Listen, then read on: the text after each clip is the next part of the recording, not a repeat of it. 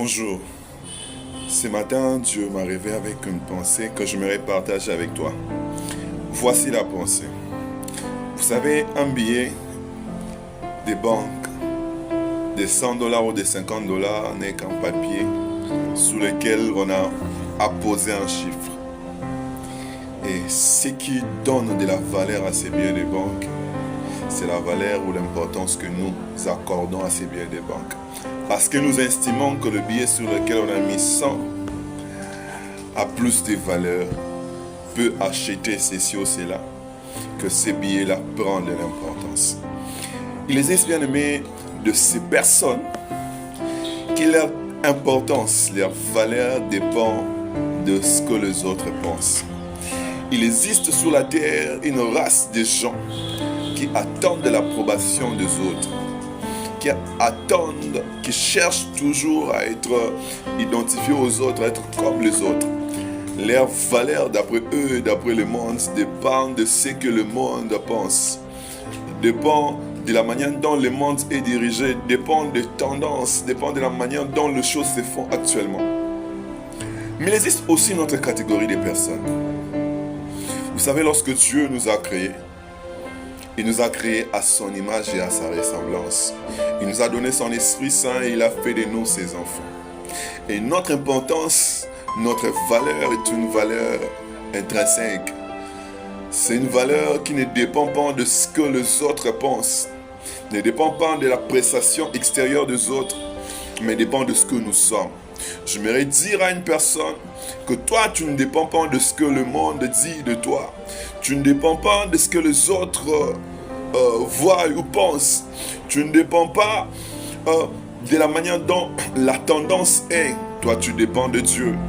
Ta valeur n'est pas une valeur que le monde t'accorde, mais ta valeur, c'est la valeur que Dieu t'accorde. Ta valeur ne dépend pas de ce que toi tu as ou tu possèdes, mais ta valeur dépend de ce que toi tu es. Tu es un enfant de Dieu, tu es l'image de Dieu, tu es la ressemblance de Dieu, tu es Dieu lui-même. Pour cette année, parce que toi tu es la ressemblance de Dieu, Dieu va t'accorder le repos de tous côtés.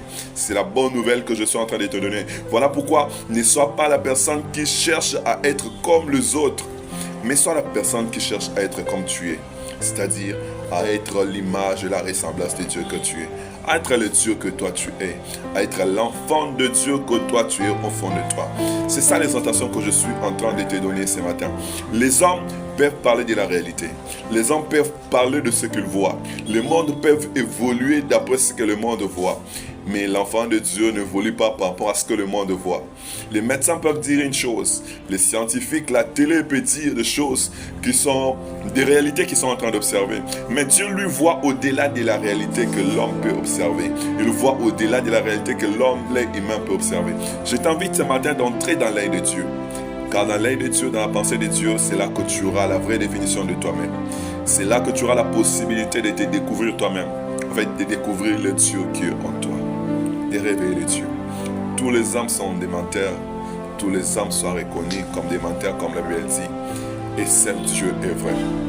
La seule vérité, c'est ce qui sort de la bouche de Dieu. La vérité, c'est pas ce que le voisin dit, ou ce que les parents disent, ou ce que le monde dit de toi. La vérité, c'est pas la manière dont les autres te voient. La vérité, c'est ce que Dieu dit de toi. Et Dieu dit de toi que tu es son enfant. Dieu dit de toi qu'il te pardonne tes péchés. Dieu te dit avance. Dieu te dit tu y arriveras. Dieu te dit que c'est toi qui l'as choisi. Dieu te dit qu'il va te faire du bien. Dieu te dit qu'il n'y aura pas chez toi des femmes stériles ou des femmes qui avortent. Dieu te dit que tu seras élevé, que tu vas prospérer. Dieu te dit ce matin que tu seras élevé et tu seras parmi les grands. Parce que de la poussière, il retire et il les fait asseoir. Il les stabilise dans les hauteurs. Que Dieu te rende tes pieds semblables à ceux d'une biche. Que Dieu te place dans des lieux élevés que l'ennemi ne pourra pas t'atteindre. Que Dieu te donne la force pour écraser tous tes ennemis. En fait, que Dieu écrase tous tes ennemis sous tes pieds. Que Dieu vous bénisse.